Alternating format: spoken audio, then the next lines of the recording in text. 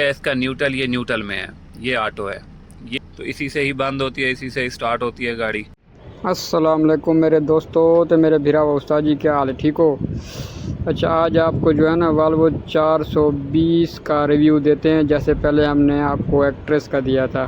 तो वीडियो को शुरू करते हैं। यल्ला। इसका न्यूट्रल, ये न्यूट्रल में है, ये ऑटो है।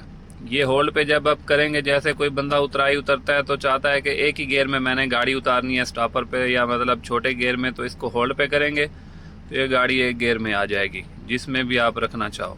ये हो गया न्यूट्रल। ये इसका एसी है, घुमाएंगे एसी चल गया। ये की से स्टार्ट होती है गाड़ी, ये की है इसकी, तो इसी से ही बंद होती है, इसी से ही स्टार्ट होती है गाड़ी।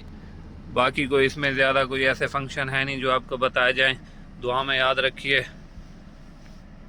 क्या हाल है उस्ताद जी? ठीक हो? वीडियो चंगी लगे तो लाइक चेक करो, कमेंट चेक करो, चैनल को सब्सक्राइब चेक करो। ठीक हो उस्ताद जी? तबीयत ठीक है तुम्हारी?